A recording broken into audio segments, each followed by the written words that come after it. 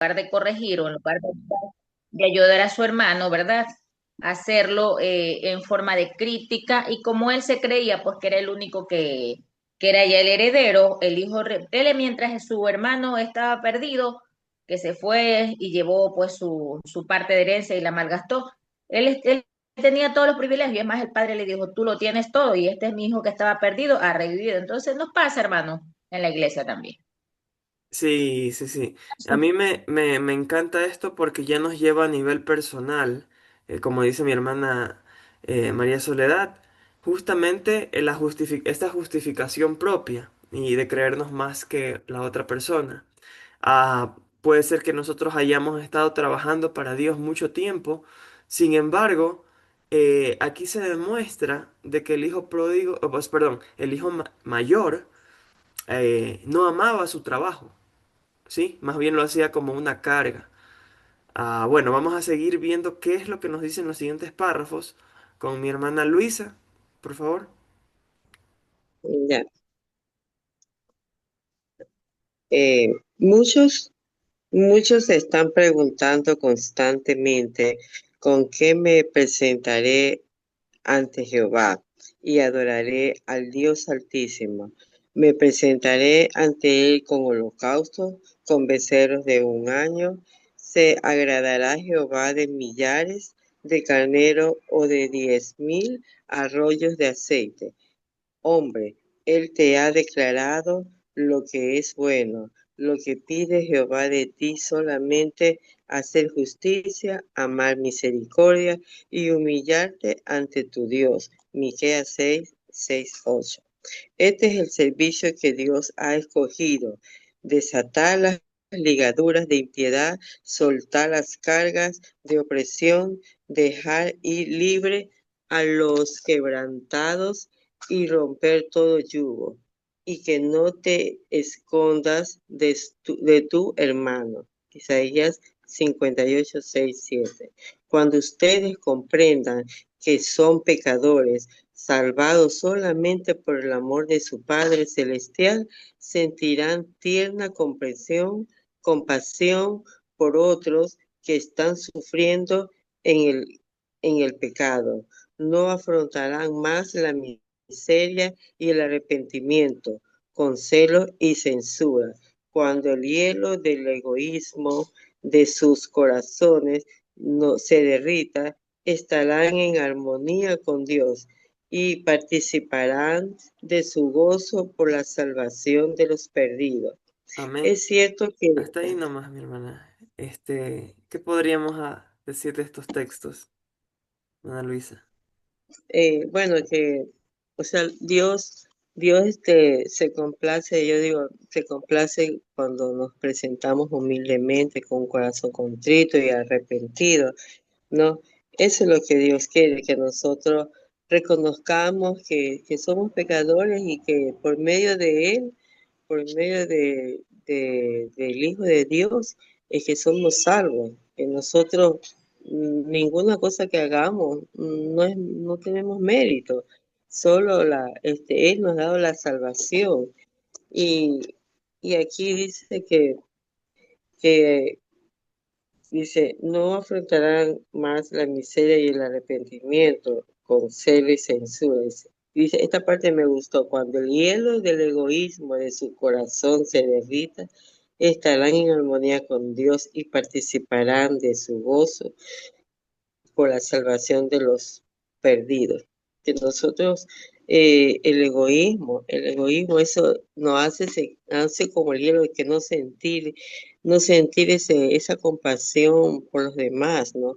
No nos importa, a veces hay personas que no les importa la salvación de otros, pero cuando nosotros en nuestras vidas eh, podamos sentir ese deseo de ayudar a otras personas, es porque ya nuestro corazón ha cambiado, ¿no?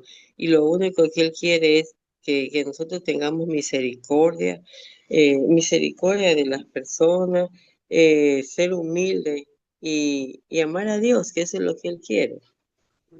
Exacto. Miren, Dios pidió los sacrificios, Sí, los carneros y todo eso, pero yo puedo entregar ese carnero de dos formas. Puedo entregar el mejor de mis carneros, no sé, de mis holocaustos, con un espíritu bastante desafiante de que, bueno, yo estoy presentando ante Dios lo mejor, así que Dios me tiene que responder de lo mejor. ¿No es así? Eso Sí. es un espíritu contrario a las escrituras, lo que estamos leyendo aquí. ¿Qué es lo que quiere? Un corazón Mm, contrito, humillado. Entonces, yo puedo entregar también mi ofrenda, mi carnero, de una manera humilde, sencilla, así como, por ejemplo, el ejemplo que tenemos en el Nuevo Testamento de la viuda, o la sí. parábola que vimos anteriormente acerca de el publicano y el fariseo. Entonces, el publicano entregando quizás una ofrenda hacia Dios, pero de manera contrita, no creyéndose mejor que otra persona porque su carnero es mucho más bonito, mucho más gordo. Entonces, nosotros aquí vemos una revelación bastante buena. Y al momento de nosotros hacer una ofrenda, ¿con qué espíritu lo estamos haciendo? Con el espíritu de que Dios, soy merecedor de Dios, a que Él me haga las cosas, o que me cambie la situación, o que mejore mi salud, o simplemente lo estoy llevando simplemente porque, por gratitud a Dios y de una manera humilde. De eso es lo que está hablando aquí Isaías 58. ¿Ok? Vamos a seguir. Mi hermana Julia, si nos podría ayudar con la lectura, por favor. Muy bien, hermanito. Eh, es cierto que pretendes ser hijos de Dios, pero si esta pretensión es verdadera, es tu hermano el que estaba muerto y ha revivido. Se había perdido y lo hemos hallado. Estás unido a ti por los lazos más estrechos, porque Dios lo reconoce como hijo. Si niegas tu relación con él, demuestra que no eres sino asalariado en la casa, no un hijo de la familia de Dios. Hasta ahí un ratito, mi hermana. Usted va a Ok, continuar con el siguiente párrafo, pero este párrafo es bien importante. muy Dice, importante. está unido a ti por los vínculos más estrechos. ¿Quién? Mi El hermano, hermano. mi prójimo. Ujú, sí, Porque Dios lo reconoce como a hijo. ¿A quién? A mi hermano, que no quiero aceptar, por así decirlo. Y en ese punto, ¿quién es el hermano? ¿Quién es el prójimo? Cuando a Jesús le preguntan quién es mi prójimo, y él cuenta la parábola del samaritano, del buen samaritano, ¿no es así? Un enemigo de la nación judía. Entonces, Jesús en sus enseñanzas nos dice que el prójimo no necesariamente es el que me cae bien, o mi amigo, o mi hermano de iglesia. todos somos. Entonces, cuando un pecador se arrepiente, un impío se vuelve de su camino y ahora es miembro de la familia de Dios, y yo sigo teniendo ese celo, esa envidia, ¿no? Estoy negando la relación. Aquí dice, si niegas tu relación con él, demuestra que no eres sino asalariado en la casa y no hijo en la familia de Dios. ¿Qué es lo que estaba demostrando el hijo mayor? El hijo mayor estaba demostrando de que él era un jornalero más, que no era hijo. Porque inclusive el padre le recomienda y le dice, tú, todo lo que yo tengo es tuyo, le dice el hijo mayor. Interesante que ese hijo, su obediencia estaba queriendo denotar de que necesitaba el favor del padre, ¿no? De que, bueno, por mi obediencia yo me merezco tu favor y tu herencia, pero no es por obras, sino por gracia. Vamos a seguir con el siguiente párrafo, mi hermana Julia, y para que nos dé su comentario, por favor. Ya. Aunque no te unas para dar la bienvenida al perdido, el gozo igual se produciría, y el que haya sido restaurado tendrá su lugar junto al Padre y en la obra del Padre. Aquel a quien se le perdona mucho, ama mucho, pero tú estarás en las tinieblas de afuera, porque el que no ama no ha conocido a Dios, porque Dios es amor. ¿Ven? ¿Qué podríamos hablar acerca de eso, mi hermana? De ver que el hermano que se fue a divertir, todo eso, ¿no? Tenía algo de humildad porque se reconoció y reconoció que él en sí no tenía nada y lo que le daba era Dios, pero reconoció él su humildad. Pero el hermano que estaba junto al padre no era, era el quien lo tenía todo, el poder, todo, y quería eso, o sea, no tenían la obediencia que tenía el hermano que se fue.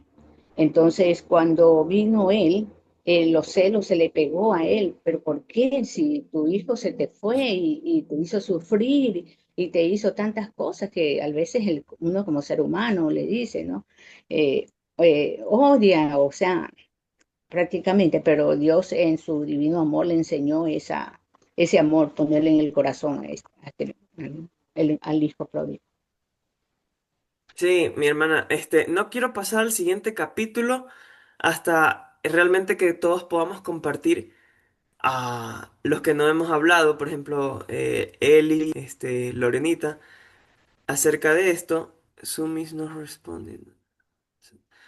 Em, entonces, yo quería también acotar una cosa, y es que al momento al momento de trabajar para Dios, ¿cómo lo estamos haciendo a nivel personal? ¿Lo estamos haciendo como una carga, como una responsabilidad que tenemos y que tenemos que llevar a cabo, o lo estamos llevando con gozo? Porque uno de los problemas del hijo mayor es de que no lo estaba llevando con gozo. Entonces, bueno, a nivel personal, ¿cómo estamos, por ejemplo, cuando nosotros tenemos que hacer alguna actividad o simplemente cantar himnos? Cuando ponen himnos, ¿cómo lo estamos haciendo? ¿Como monótonos que abren la boca o lo estamos cantando de corazón? Entonces, realmente todas estas cosas denotan de que somos siervos y no hijos, y que para llegar a pasar de ser siervos a hijos debemos entender la justificación por la fe. Entonces, nosotros, a partir de ahí, nosotros nos sentiremos de una manera viva dentro de las cosas del Señor. Cuando yo tengo que levantarme temprano para poder abrir mi Biblia y estudiar, ¿lo hago porque tengo que hacerlo o porque es mi privilegio hacerlo? No sé si tiene algo más que comentar alguien más. Como tú decías, David, ¿no? ¿Cómo estamos viviendo nuestra relación con Dios? Porque en la iglesia podemos demostrar ser unas personas, ¿verdad? Como tú decías, poder tener muchos años, sabernos la Biblia, ser muy misioneros, pero ¿cómo está nuestro corazón hacia el prójimo, hacia el hermano, ¿no?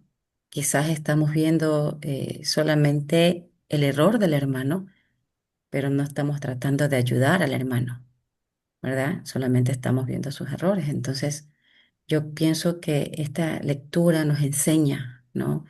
No solamente la parábola del hijo pródigo como tal, sino más bien es una lección sobre el hermano que no se contentó porque el otro hermano haya regresado a casa.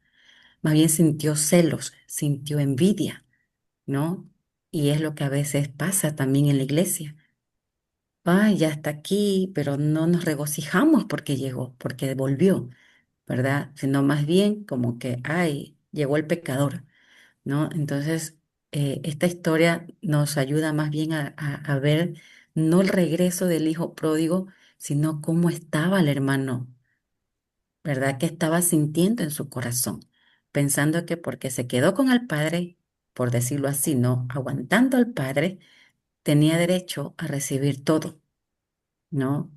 Y es lo que pasa precisamente, yo pienso, muchas veces en la iglesia, ¿no? Me considero que no tengo mucho tiempo en la iglesia, aunque ya son 5 años, pero Dios me ha enseñado muchas cosas, ¿no? Y me ha enseñado a ver también eh, de otra perspectiva, quizás los errores de mis hermanos. Y lo bonito que te enseña es que cuando eso pasa, si no puedes hablar quizás con el hermano, porque a lo mejor es una persona con la cual no se puede hablar, pues ora por ellas, ¿no? Ora por esa persona y que sea el Espíritu Santo el que obre. Eso es lo bonito que hace Dios en tu vida, en tu corazón, que no permite que tu corazón juzgue ni se esté fijando en los errores del hermano, ¿no? Sino que más bien haces una plegaria por ese hermano, ¿no? Que Dios sea usándolo, que Dios sea restableciendo su vida, ¿no? Y esta parábola, eso es lo que nos enseña, más allá del regreso del hijo pródigo, es más bien cómo estaba el hermano. Y es lo que nosotros debemos aprender, cómo estamos nosotros en la iglesia. Y como tú decías, me ha tocado ver cuando mucha feligresía canta los himnos, los canta, pero como que les pesara cantarlo, ¿no? Como que, Como un ay, ritual. exacto, como un ritual, pero no hay gozo, no hay alegría en su corazón, ¿no? Y yo creo que cada himno es una oración cantada a Dios y lo debemos tener como tal, ¿no? Y cantarla con alegría, con gozo. Y esta parábola es muy linda porque eso es lo que nos enseña David. Nos enseña que debemos nosotros vernos hacia adentro, cómo estamos nosotros, más allá de ver cómo está el hermano. Eso, mi querido David. Gracias, Lorenita. Y bueno, un poquito antes de... Ah, Eli, tienes la mano levantada. Adelante. Sí, mis hermanos, muy buenos días. Yo quería comentar que es muy interesante lo que estamos leyendo porque como la palabra de Dios dice, ¿no? Por sus frutos lo conoceréis. ¿Y cuáles son nuestros frutos? O sea, me hace reflexionar mucho acerca de mi vida, de lo que siento realmente por mi prójimo, por mi hermano. Es el egoísmo que a veces se refleja cuando no estoy pensando en la salvación de mi hermano, no estoy pensando en ser un canal para que él llegue a los pies de Cristo. Entonces, me hace reflexionar mucho porque eh, cuáles son nuestros sentimientos. O sea, el Espíritu Santo nos llama, nos hace sentir de una manera u otra, o a través de la palabra de Dios, a través de esta literatura, a través de alguna palabra que recibimos, alguna reprensión, de cómo nos estamos portando con nuestro prójimo. ¿Estamos siendo humildes o estamos siendo con el yo por delante, ¿no? Que esta lectura nos haga reflexionar realmente de cómo nos estamos comportando con nuestros hermanos, con nuestra familia, con nuestro entorno, porque eso está revelando realmente cómo está nuestra relación con Dios. Entonces, que Él nos ayude a superar estas dificultades en el aspecto de que nuestro carácter debe ser transformado, que el Espíritu Santo pues haga la obra en cada uno de nosotros. Eso, mis hermanos. Amén, amén. Terminamos con mi hermana María Soledad. Gracias, Eli, por recordarnos también esa parte bien importante, ¿no? De cómo estoy con la salud espiritual mía con respecto a mi prójimo. Mi hermana tiene el micrófono apagado.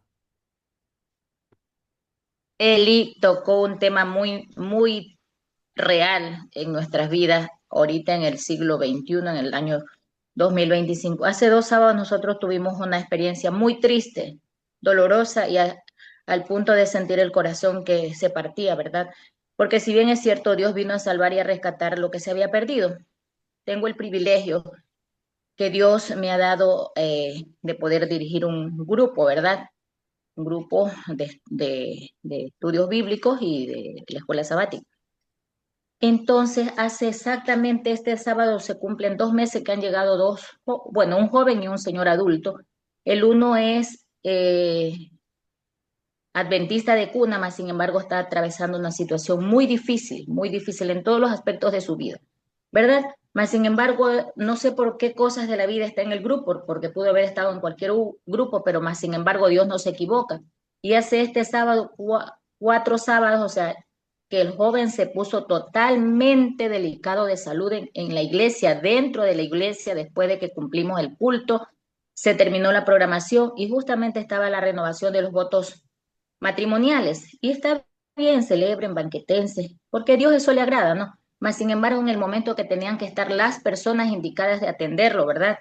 Yo salía porque tenía que dar un estudio bíblico y Dios conoce nuestros corazones. Nosotros no podemos decir si lo hacemos con gozo, con tristeza o como una carga. Pero aquí dice, es cierto que pretender ser hijo de Dios, pretender ser hijo de Dios, pero si esta pretensión es verdadera, es tu hermano, ¿verdad? Y ese joven José Contreras es nuestro prójimo, porque si bien es cierto está atravesando una situación difícil, por eso dice el Señor, yo no he venido por los sanos, he venido por los enfermos, por los perdidos. Entonces ahí no hubo ninguno de los departamentales indicados para que al joven le den la mano y le extienda, porque ese es nuestro prójimo. Está ahí no porque él quiere, sino porque el Espíritu Santo lo ha conducido hasta esa iglesia, ¿verdad? Entonces, ¿dónde está el amor de Dios? Primero para con nosotros, porque nosotros tenemos el privilegio en estas alturas de tener un techo, de tener ropa, de tener comida, mas sin embargo hay otras personas que no lo tienen por diferentes circunstancias, que eso no nos toca a nosotros juzgar, sino que Dios es el que juzgará y dará pues la bendición y salvará a ese prójimo. Entonces dice aquí, ese hijo pródigo que se fue creyendo que afuera iba a encontrar mejor situación económica, mejor forma de vivir, se equivocó. Mas, sin embargo, el hermano que tenía todo el privilegio, porque el padre le dice, es todo tuyo, tú lo tienes todo, más tu hermano que estaba perdido, estaba muerto, ha regresado, ha revivido. ¿Qué hacemos nosotros con nuestro prójimo? Esa es la pregunta y Dios conoce nuestro corazón, ¿verdad? Eso es lo Claro, que quería decir, gracias, David. mi hermana. Sí, bueno, y solamente esta frasecita, que este para mí es el párrafo, para mí en lo personal, el párrafo más importante de la lectura de este capítulo. Y es que aclara el hecho de que su propio servicio, este es el hijo mayor, ha sido el de un siervo más bien que el de un hijo, cuando hubiera debido hallar gozo perdurable en la presencia de su padre. Su mente descansaba en el provecho que provendría de su vida prudente. Esto de aquí es bastante profundo porque por nuestra vida prudente que llevamos, porque Dios nos la ha presentado el plan y nosotros lo estamos llevando a cabo, que no pensemos de que por esa vida prudente que tenemos, entonces nosotros tenemos derecho o provecho de las cosas de Dios por derecho. Ah, eso no es así. Entonces debemos de encontrar gozo en las cosas de Dios, en la dieta que nosotros seguimos con la ayuda de Dios, en el estilo de vida cristiano, no por el simple hecho de acumular provecho de nuestra vida prudente, sino simplemente porque con estas reformas nosotros estamos cada vez más cerca de Dios. Realmente el verdadero gozo es de que nosotros estamos más cerca de Dios cuando nosotros obedecemos su palabra. Entonces vamos a seguir al siguiente capítulo. ¿Me ayudas, Lorenita, por favor? Aliento en las dificultades. Está basado en Lucas 13 del 1 El 9. al 9. ¿Podríamos leer quizás el versículo primero? Claro. Del 1 al 9. Lucas capítulo 13, versículos del 1 al 9. Dice la palabra de Dios. En ese mismo tiempo, algunos le contaron a los galileos, cuya sangre Pilato había mezclado con sus sacrificios, y Jesús les dijo, ¿pensáis que esos galileos, porque padecieron tal cosa, eran más pecadores que todos los galileos? Os digo que no. Antes, si no os arrepentís, todos pereceréis igualmente. O aquellos 18 sobre los cuales cayó la torre en Siloé y los mató. ¿Pensáis que eran más culpables que todos los hombres de Jerusalén? Os digo que no. Antes, si no os arrepentís, todos pereceréis igualmente. Entonces les contó esta parábola. Un hombre tenía una higuera plantada en su viña y fue a buscar fruto de ella y no lo halló. Y dijo al viñador, hace 3 años que vengo a buscar fruto de esta higuera y no lo hallo. Córtala. ¿Para qué ocupará inútilmente la tierra? Entonces el viñador respondió, Señor, déjala aún este año, hasta que yo cabe alrededor y la abone. Y si diera fruto, bien, si no, la cortarás después. Ok, es una parábola bastante interesante, pero tiene Ujú. su contexto. Y ojo que el contexto quizás es más grande, que tiene la mayor parábola. versículos que que la misma parábola, ¿no es así, Lornita? Exacto, porque nos habla del arrepentimiento. Sí, y bueno, aquí un hecho histórico. ¿De qué está hablando?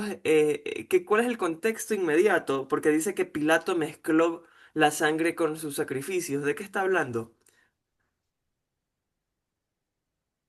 Bueno, resulta ser que eh, había ocurrido algo. Recuerden que los judíos siempre andaban haciendo algo que era sediciones, que era un levantamiento político en contra del gobierno romano. Entonces, eso a cada rato se daba. De hecho, Barrabás era uno de ellos, ¿no?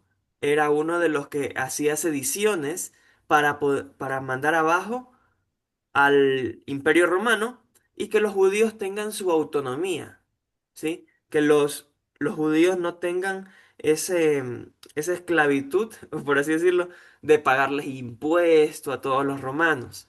Y en una de esas sediciones, aquí el caballero Poncio Pilato, el mismo que se lavó las manos más adelante por entregar con vida inocente a Jesús, Jesús. ¿qué es lo que pasó? Que él ordenó que justamente ataquen a estos sediciosos. Entonces, por eso está el contexto del versículo 1. En aquella misma ocasión, algunos estaban allí contándole a ciertos galileos cuya sangre Pilato había mezclado con la sangre de sus sacrificios. Pilato había hecho eso, había matado tanto que los sacrificios de estos galileos, que por así decirlo era una rama del judaísmo que se había apartado, porque recuerden que ellos eran un poquito más paganos que judíos. Ellos ya no eran eh, tan, por así decirlo, Tan ortodoxos. tan fieles a lo que mandaba Jehová en el Antiguo Testamento. Ellos se habían apartado un poco y habían hecho sacrificios un poco más diferentes, ¿no? Con el tema de los samaritanos y todo lo mismo, ¿no? Y en sus sacrificios los había masacrado tanto Pilato que, bueno, pasó eso, ¿no? Y Jesús quiso de notarles de que realmente esto, lo que sucedió, no es porque los galileos eran más pecadores que los mismos judíos. Entonces respondió Jesús y le dijo, versículo 2: ¿pensáis que estos galileos, porque padecieron estas cosas, habrían sido más pecadores que todos los galileos? Os digo que no. Más bien, si no os arrepentís, todos pereceréis igualmente. Y ahora les hace acuerdo de un acontecimiento en el pasado. No sé si ustedes se acuerdan en el libro de Reyes, Segunda de Reyes 20, donde ocurre algo de que se cae esta torre y mata a algunas personas. Les referencia justamente de Segunda de Reyes 20, o aquellos 18 sobre los cuales cayó la torre de Siloé y los mató. ¿Pensáis que ellos habrían sido más culpables que todos los hombres que viven en Jerusalén? Os digo que no. Más bien, si no os arrepentís, todos pereceréis de la misma manera. Entonces les dijo, ahora sí comienza la parábola, la cual vamos a estudiar. Cierto hombre tenía una higuera plantada en su viña y fue a buscar fruto en ella, y no lo halló. ¿Qué significa, qué representa en la Biblia la higuera? Bueno, si no lo sabemos, lo vamos a ver en el texto, en el capítulo. Entonces dijo al viñador, ¿quién representa el viñador? Vamos a ver también saber eso.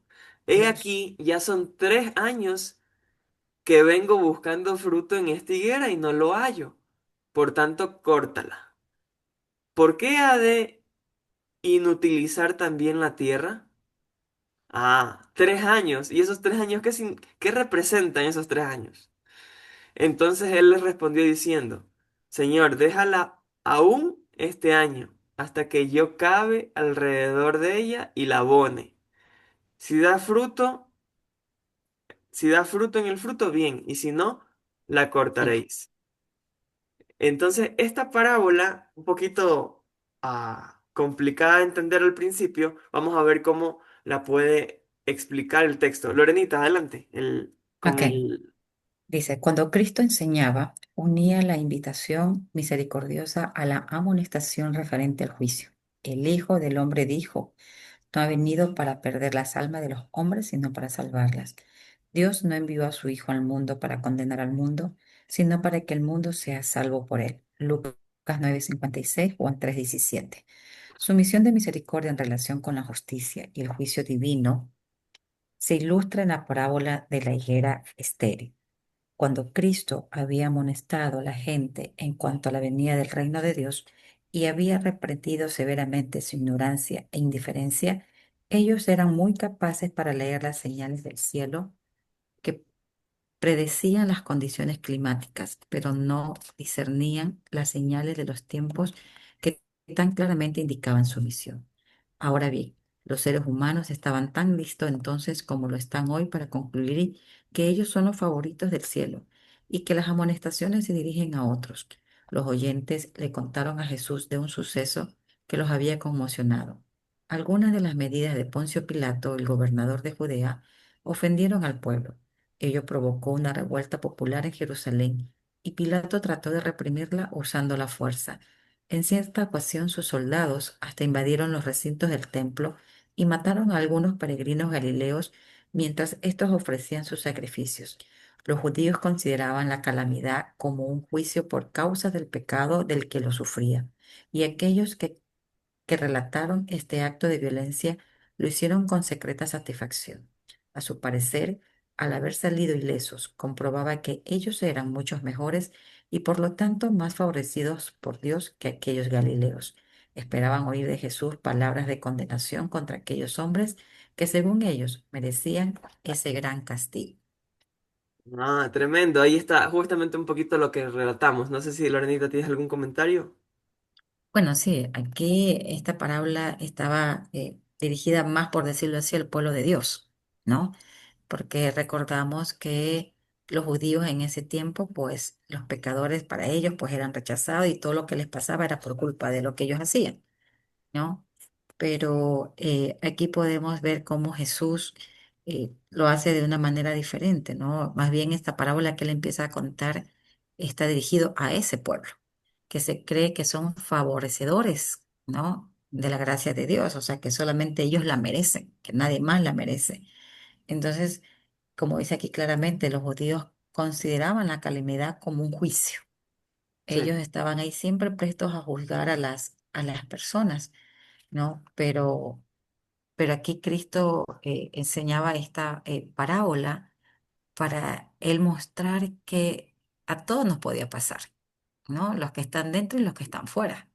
Todo dependía de lo que nosotros hiciéramos. Entonces Jesús empieza a contar esta parábola precisamente para predicar, por decirlo así, hacerles mostrar del arrepentimiento, como vimos en su palabra, ¿no? Eh, porque aquí este pueblo que Dios consideraba, que a lo mejor que tenía, o los judíos consideraban que eran el pueblo de Dios, estaba por caminos muy equivocados. Entonces por eso Jesús vino a enseñarles a través de esta parábola que Él vino precisamente a salvar a esos pecadores que ellos consideraban que ya no eran dignos del sí. favor de Dios. Eso, mi querido David.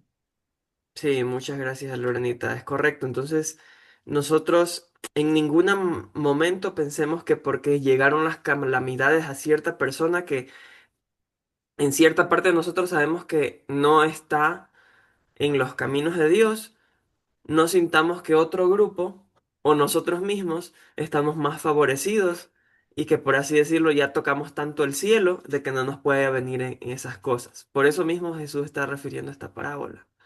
Entonces, vamos a seguir con el siguiente párrafo. ¿Me ayudas, Eli, por favor? Los discípulos de Cristo eh, no se aventuraron. Ok, dice, los discípulos de Cristo no se aventuraron a expresar sus ideas hasta que hubieran oído la opinión de su maestro. Él les había dado lecciones definidas con respecto a juzgar los caracteres de otros hombres y medir la retribución de acuerdo con su juicio finito. Sin embargo, esperaban que Cristo denunciase a esos hombres como más pecadores que los demás. Grande fue su sorpresa al oír la respuesta del Señor. Volviéndose a la multitud, el Salvador dijo: ¿Pensáis que estos Galileos, porque han padecido tales cosas, han sido más pecadores que todos los Galileos? No, os digo, antes si no os arrepentiereis, todos pereceréis igualmente. Estas espantosas calamidades tenían por objeto inducirlos a humillar sus corazones y arrepentirse de sus pecados. La tormenta de la venganza se preparaba y estaba a punto de estallar sobre todos los que no habían encontrado un refugio en Cristo. ¿Hasta ahí? Sí, uno más, uno más. Ok. Dice, mientras Jesús hablaba con sus discípulos y con la multitud, miró hacia lo futuro con mirada profética y vio a Jerusalén cercada de ejércitos. Oyó la marcha de los extranjeros que avanzaban contra la ciudad escogida y vio los millares y más millares que perecían en el sitio. Muchos de los judíos fueron, a semejanza de aquellos galileos, muertos en los atrios del templo, en el mismo acto de ofrecer sus sacrificios. ¿Puedes subirle, por favor, un poquito? Las calamidades que habían caído sobre los individuos eran amonestaciones de Dios dirigidas a una nación igualmente culpable.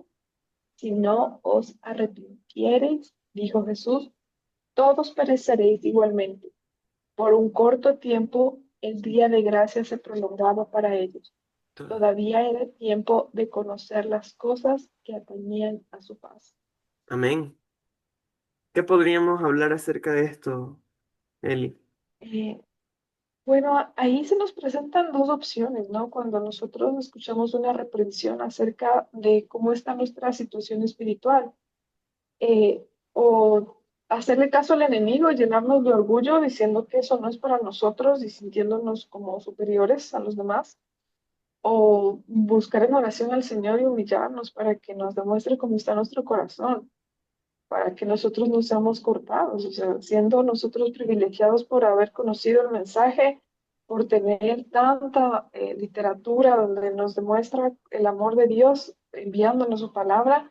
Si nosotros no aceptamos esta reprensión, porque la verdad que al analizar nuestras vidas, podemos ver que nos está hablando a nosotros, no lo está diciendo a nuestro hermano, nos está diciendo a nosotros mismos cómo está nuestro carácter, como decía anteriormente, cómo nosotros reaccionamos cuando a nuestro hermano se le dan ciertos privilegios que a nosotros no, o cuando nosotros pensamos que nuestro hermano está equivocado y nosotros ya le damos el juicio, como dicen los discípulos de asombrar, ¿no? O sea, como, no, seguramente les va a hablar así súper mal de ellos, de que el juicio les cayó porque eran unos pecadores de esos Galileos, pero se sorprendieron al ver que realmente el juicio que nosotros damos no es el juicio de Dios y que Ya. nosotros tenemos una superioridad, que pensamos que nosotros somos de esa, eh, que ya nosotros estamos, como dices tú, ya casi tocando el cielo por todas las reformas que hemos hecho. Pero el momento de que se revela nuestro carácter y no hay dulzura, y no hay humildad y no hay esa, o sea, acercarse a Dios de corazón para que Él nos pueda transformar, se revela que estamos mal. O sea, yo lo digo a título personal, o sea, cuántas cosas, ¿no? Que mi corazón siente a veces, revela que estoy re mal, estoy re mal. Entonces, pero me encantó cómo sigue la parábola, especialmente de la higuera estéril, ¿no? Que no la corta, sino que le da un periodo de gracia. Dice, déjame que yo la abone, deja que yo la abone, deja que yo cabe, cabe alrededor de ella. Y bueno, y si pasando todo esto, pues lamentablemente viene el juicio, y eso es lo que pasó también con el pueblo en Jerusalén. Les dio un tiempo adicional, les dio su tiempo de gracia, les llevó con los mismos discípulos todos estos mensajes de salvación, toda la luz que necesitaban, pero la acabó alrededor de la higuera, la abonó. ¿Y qué pasa? es misericordia y juicio, y vino el juicio. Y lo mismo nos dice que esto resuena a través de los tiempos para esta generación. Para nosotros son estas reprensiones. Ahora no podemos hablar solo del pueblo judío. Es para mí. O sea, ni siquiera podemos decir es para nosotros. Es para mí. Ahí el Espíritu Santo tiene que hacer una obra para que este corazón de piedra se pueda transformar. Eso, mi querido David. Amén, sí, es verdad. Nosotros debemos de ver que todas estas reprensiones, todo esto no es para que lo lea el de afuera o lo lea el que está perdido, sino para que nosotros lo apliquemos, como dice él, y es para mí. No es para el que Bueno, yo creo que esto le aplica a este hermano. No, es para mí. Tenemos una hermana levantada, mi hermano Alberki. Adelante. Sí, buenos días, hermanos. El día sábado, el pastor Edmundo estuvo hablando de un tema parecido. Fíjense, él hablaba de una iglesia, de una denominación en sí que está vendiendo todos sus eh, locales, todas las que tienen, porque prácticamente la iglesia se está quedando sin personas. Y el pastor advertía precisamente eso. Es cierto que somos el pueblo remanente, pero eso no significa que si nosotros no hacemos el trabajo, Dios no va a levantar a alguien más para que lo haga. O sea, aunque la iglesia adventista sea el pueblo remanente, nosotros tenemos que entender que nosotros, como decía el texto, fuimos levantados para llevar un mensaje y para que no nos pase lo mismo que le pasó al pueblo de Israel, nosotros podríamos perecer igual. O sea, la iglesia adventista es un movimiento que el Señor levantó en un momento para hacer una obra, no para decirse que somos el remanente y que estamos seguros. Aquí ninguno de nosotros está seguro. De hecho, este mensaje de hoy nos cae muy bien a nosotros, porque somos esa higuera que el Señor está dando tiempo y tiempo para que termine la obra, pero que todavía sigue dormida. Fíjese que hoy deberíamos estar muchas personas estudiando estos temas para estar atentos a todas las señales que el Señor nos está mandando y nos está advirtiendo. Nos está dando un tiempo de gracia para que nosotros, sin excluir a nadie, todos nosotros los adventistas que conocemos la verdad y que tenemos el mensaje, vayamos y demos ese mensaje a todas las personas. Gente que no tiene el mensaje que nosotros tenemos está yendo afuera a predicar la palabra. Sin embargo, nosotros que tenemos el mensaje de la verdad nos sentimos como que cómodos y seguros. Y eso, en cierta manera, es una advertencia para que la iglesia reaccione, para que todos nos levantemos, todos, y empecemos a predicar el mensaje, porque el tiempo se está acortando. Y aunque Jesús ha extendido un tiempo de gracia, sacando cuenta, nos damos cuenta de que prácticamente desde que se levantó la iglesia adventista, ya prácticamente van más de 180 años. En el 2044 la iglesia cumpliría unos 200 años con un mensaje que debió haberse predicado, pero que lamentablemente todavía no se concluye porque necesitamos levantarnos, necesitamos despertar, necesitamos llevar ese mensaje para demostrar que nosotros no somos esa higuera estéril, sino que en el tiempo de los 3 años, como decía el mensaje que se nos dio, nosotros reaccionemos y llevemos el mensaje de salvación que falta todavía. Mm, interesante, muchas gracias, hermano Alberki. Correcto. De hecho, más adelante vamos a ver acerca de eso, la aplicación al pueblo judío y por ende, por descartes, al pueblo judío actual, a los israelitas modernos, que vendría a ser la iglesia adventista, y que nosotros podamos llevar ese fruto, que es lo que el Señor está buscando, está anhelando que su iglesia tenga para poder terminar su obra. Em, Tengo en la lista también a la hermana Regina. No sé si de pronto nos puede ayudar con el último párrafo. Sí, buenos días. Estamos tenía uno, una higuera.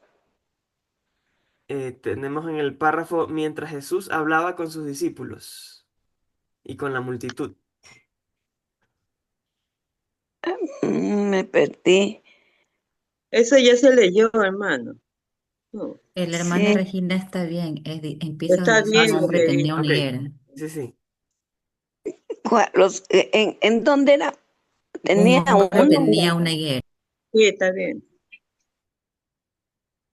Tenía una higuera Página plantada en su ciento viña. setenta y tres, hermana Regina. El primer párrafo, usted continuaría con el segundo párrafo de la página 173, hermana. Sí, es que ella tiene el libro digital, es la página Años 169. que sigo, Siga, Sí, siga. que vengo a buscar fruto en esta higuera y no lo hallo. Córtala, porque ocupa aún la tierra. Los oyentes de Cristo no podían interpretar mal la aplicación de sus palabras. David había cantado acerca de Israel como la viña sacada de Egipto. Isaías había escrito: la viña de Jehová de los ejércitos es la casa de Israel, y los hombres de Judá plantan su vida deleitosa. La generación a la cual el Salvador había venido estaba representada por la higuera plantada en la viña del Señor, que se hallaba dentro del círculo de su cuidado y su bendición especial. ¿Sigo? hasta ahí nomás. ¿Algún comentario ya para terminar hasta aquí, en el párrafo? Sí, exactamente, que Dios había venido a buscar, dice ahí, en la higuera y no había dado fruto. Y es así como a nosotros nos pasa. Pasamos tantos años en la iglesia y no damos fruto. ¿Por qué? Porque estamos lejos de Cristo. No permitimos que Él haya frutos en nosotros. Entonces, deberíamos hacer como aquí dice David. David dice: ¿quién era de dónde era la higuera? ¿Quién es nuestro? O sea, ¿quién cuida nuestra higuera? Debemos nosotros ofrecernos a Él para poder dar buenos frutos, Ujú. ya que Dios nos tiene tanta paciencia y, como digo, damos tantos años y todavía Dios no ve frutos en nosotros. Entonces, eso deberíamos pedir humildemente, que Dios dé frutos en nuestra vida. Así es, muchas gracias. Y recordando qué fruto es el primero que nosotros debemos de desarrollar, el El fruto que está amor. en el capítulo 1. ¿Se acuerdan del capítulo 1 donde mencionaba de que nosotros debemos de entregar nuestra voluntad, a la parábola del trigo y la cizaña? En el capítulo 1 de este mismo libro, ahí decía, el fruto primero para poder darle antesala a los demás frutos, vendría a ser el fruto de la autonegación, de saber de que yo ya no soy el amo, sino que Dios es el amo de mi vida, entonces Él decide qué hacer. Pero eso necesita el renunciamiento al yo, ese es el primer fruto.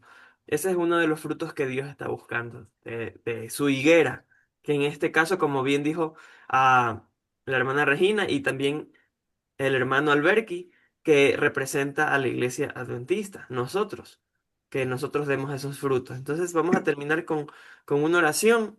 Le voy a pedir a Eli si nos puede cerrar en oración, por favor. Ok, inclinemos nuestro rostro. Padre querido que estás en los cielos, te agradecemos, Señor, por el mensaje que has traído a nuestras vidas en esta mañana. Te suplicamos, Señor, que no hagamos oídos sordos, sino que esto resuene en nuestros corazones, que el Espíritu Santo redarguya, Señor, nuestra vida, que nos muestres, Señor, nuestra iniquidad para que tú la limpies, Señor, y que acudamos a ti para que nosotros podamos rendir nuestra voluntad a ti y que permitamos, Señor, que tú hagas una transformación en nuestra vida, Señor. Necesitamos un avivamiento, como dice nuestro hermano Albert, que nosotros debemos proclamar este mensaje, pero si no lo vivimos, ¿cómo vamos a proclamar un mensaje que no ha sido efectivo en nuestra vida, Señor? Ayúdanos a ser tus fieles representantes. Gracias, Señor, por tu paciencia, porque has tenido mucha paciencia con tu iglesia y con cada uno de nosotros. No hemos dado los frutos que tú deseas que demos, Señor, pero aún así nos das la oportunidad y cavas alrededor de nosotros y también nos abonas, Señor, con tu Santo Espíritu, tu palabra, tu mensaje con tantas maneras que tú usas, Señor, para traernos, Señor, a tus caminos, Señor, y a que escuchemos tu voz, Señor. Ayúdanos a que nosotros no desperdiciemos estos regalos tan preciosos que tú has dejado para tu iglesia, Señor. Que nosotros apreciemos todas las amonestaciones, porque tú no nos amonestas solamente para que quede la amonestación, sino tú nos amonestas para que nosotros podamos ver nuestra situación a través de tu Espíritu Santo y hagamos una acción de escuchar tu voz, Señor, para que cambie nuestra vida, Señor. Te pedimos por cada uno de nuestros hermanos, te pedimos perdón por nuestros pecados, por el desperdicio del tiempo, por el desperdicio de tus dones, Señor, que deberían estar a tu servicio, Señor. Te pedimos perdón por todas aquellas veces que no te hemos reflejado, Señor. Ayúdanos a consagrarnos más cada día, a que nos levantemos temprano y que permitamos que tu Santo Espíritu nos enseñe y nos indique el camino que vamos a seguir y sigamos la senda antigua que tú quieres que sigamos, Señor. Acompáñanos en este día con tu paz, con tu bendición, Señor. Tenga misericordia de nuestra familia, Señor, de cada uno de los miembros de ella, Señor, que usted alcance el corazón de cada uno de ellos y que nosotros no seamos piedra de tropiezo, sino más bien que ellos encuentren en nosotros un ejemplo, Señor, de que, de servicio, Señor, de humildad, Padre querido. Transforma nuestro corazón duro, Señor, y que sea de carne como es su santa voluntad. Acompáñanos en este día con sus santos ángeles. Te agradecemos por todo en el nombre de Cristo Jesús. Amén. Amén. Amén, amén y amén. Y muchas gracias a todos por conectarse. Vamos entonces a despedirnos. Mi hermano Albert, Bendiciones, buen un feliz día. día. Lorenita, hermana María Soledad. Gracias, hermano. Tengan Bendiciones para Buen día a ustedes, hermanos todos. queridos. Que Dios Bendiciones la para misericordia de todos. Dios nos acompañe. Hermana Julia, también. Hermana Luisa. Bendiciones para todos Gracias, y hermano. un Bendiciones abrazo para en este día. todos. cuidado al salir por acá, está Gracias. lloviznando, no sé si vaya a llover. Apenito, Ay, apenito. Apenita, penita. Bendiciones. qué Gracias lindo. para todos.